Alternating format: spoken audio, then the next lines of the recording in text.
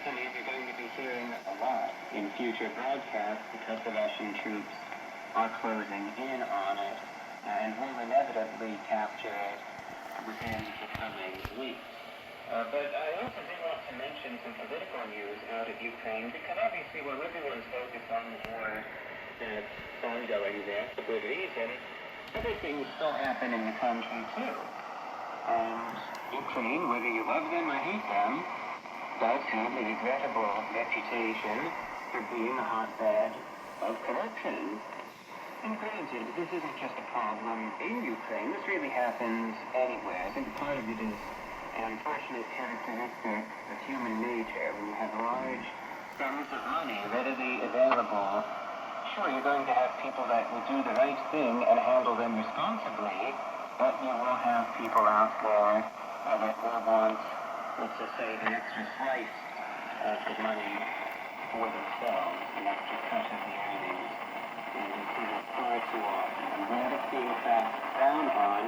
I just hope that the anti-corruption bureau in Ukraine will hinder to make progress and, most importantly, follow through on the findings of the investigation. A suicide bomber struck outside a court in Pakistan's capital Tuesday, detonating the explosives next to a police car, killing 12 people in the latest of an uptick in violence across the country. Witnesses described the scene in Islamabad as mayhem. The blast, which also wounded 27 people, was heard for miles and seen at a time of day when the area outside the district court is typically crowded with hundreds of visitors. A breakaway faction of the Pakistani Taliban, the Jamaat-ul-Ahrar claimed responsibility for the attack. In messaging to reporters from the group's leader, Omar Mukarram Khorasani. However, an influential commander within the group also sent messages disavowing any claim to the attack.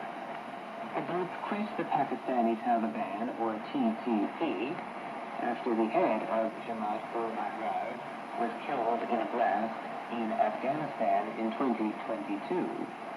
The TTP is separate from, but allied with, the Afghan Taliban that leads the neighboring country. Jamaat-ul-Ahrar has staged smaller attacks in the past, but its ability to hit the Pakistani capital is likely to further compound the struggles of the Pakistani government as it faces a resurgent Pakistani Taliban, border tensions with Afghanistan, and an accompanying fragile ceasefire with the neighboring country.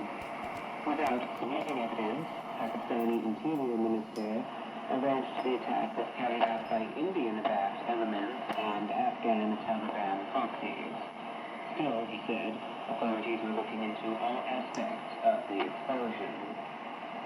New Delhi, India rejected the allegation as baseless, saying, quote, "The international community is well aware of the reality and will not be misled by Pakistan's desperate diversionary ploys," said Ranveer Jaiswal, spokesperson at the Ministry of External Affairs of India.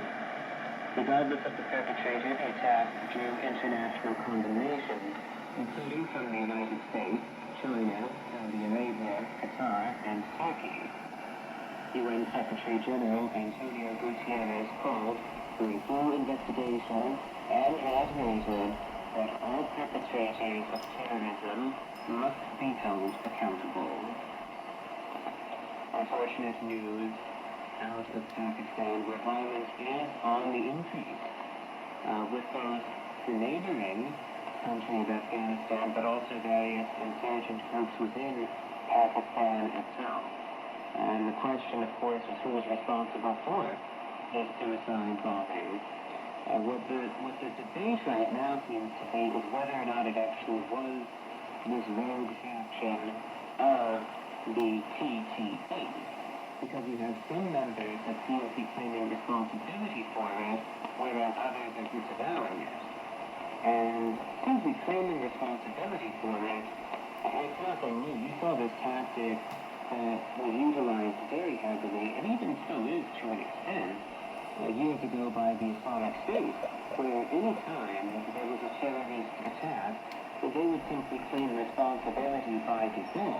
to try to give the impression that perhaps their influence was greater than it really was at the time. So whether or not this is an instance of that, or if they actually were responsible, the TTP that is, time will tell. But certainly you have the political finger-pointing ongoing in Pakistan, but really, it's just the loss of life that is what saddens me the most, and things seem to be going very sharply in the wrong direction over there in Pakistan. I certainly hope things are able to get more peaceful in very short order. And finally, to the African continent.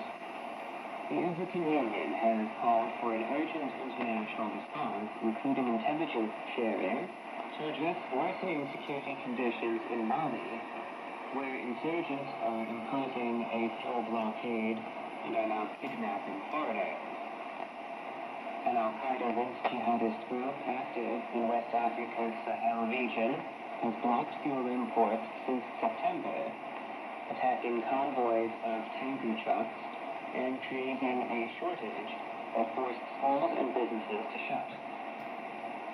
The latest show of force by the group, Jamaat Nusrat al-Islam wal-Muslim, has raised concern that it might eventually try to impose its rule over the entirety of the landlocked country. Western countries, including the United States, France, Britain, and Italy, are urging their citizens to leave immediately. In a statement on Sunday, Mahmoud Ali Yusuf, chairperson of the African Union Commission, expressed deep concern over the rapidly deteriorating security situation in Mali, where he described terrorist groups have imposed blockades, disrupted access to essential supplies, and severely worsened humanitarian conditions for civilian population.